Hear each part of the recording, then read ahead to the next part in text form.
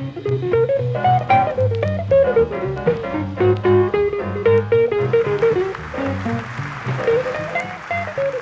year's Grace Award goes to two recipients. Presenting the first award is John Fitzgibbons. Mr. Fitzgibbons is co-chairman of the Cancer Research Institute Board of Trustees, a co-chair of tonight's dinner, and chairman and CEO of Basin Holdings. He's also chairman of the honorary committee of CRI's New York Ride to Conquer Cancer. That's a two-day, 150-mile cycling event that will take place in June.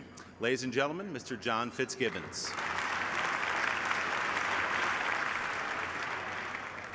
Thank you, Willie. I'm really pleased to be here to have the chance to introduce a great friend of CRI's, a new friend of mine, and most importantly, my newest cycling partner. But a little background first. In June of 2010, astonishing data from a large phase 3 clinical trial showed that a new kind of cancer treatment, an immunotherapy targeting the CTLA-4 immune checkpoint, was the first drug ever proven to be capable of significantly improving survival rates in patients with advanced melanoma. Patients who could expect little to no real benefit from conventional cancer treatments.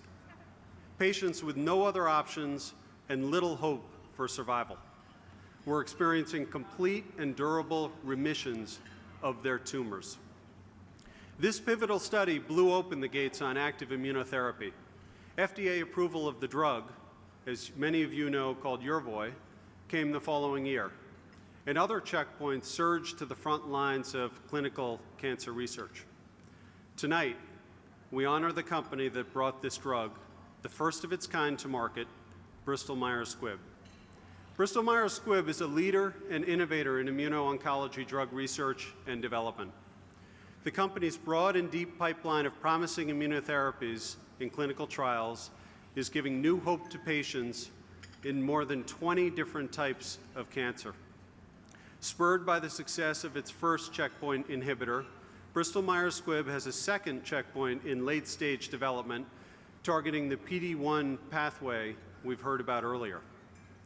Called nivolumab, which, Jim, I agree with you, is entirely unpronounceable, particularly for a layman like me, with Opdivo, a little better, as the potential trade name, the drug has received breakthrough therapy status and priority review from the FDA.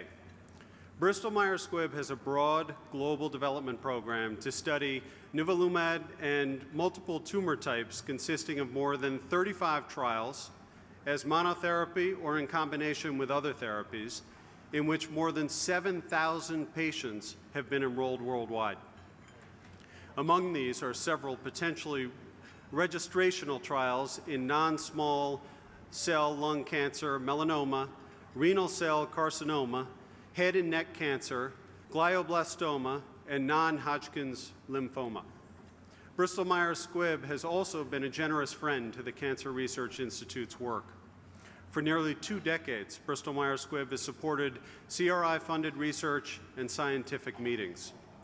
As you've heard earlier this evening, the company has generously underwritten CRI's new website, theanswertocancer.org, which serves patients and caregivers seeking information on cancer immunotherapy. On behalf of the Board of Trustees of the Cancer Research Institute, it's my distinct pleasure to give the 2014 Oliver R. Grace Award for distinguished service in advancing cancer research to Bristol-Myers Squibb. Accepting the award on behalf of Bristol-Myers Squibb is Murdo Gordon, President, U.S. In this role, Murdo is responsible for all commercial operations in the United States. During his 25-year career at Bristol-Myers Squibb, Murdo has held leadership positions in the company's cardiovascular, neuroscience, and government affairs divisions. As Senior Vice President, U.S. Oncology and Immunoscience, he led the strategy and commercial operations in these areas, growing the company's immuno-oncology pipeline. Murdo, where are you?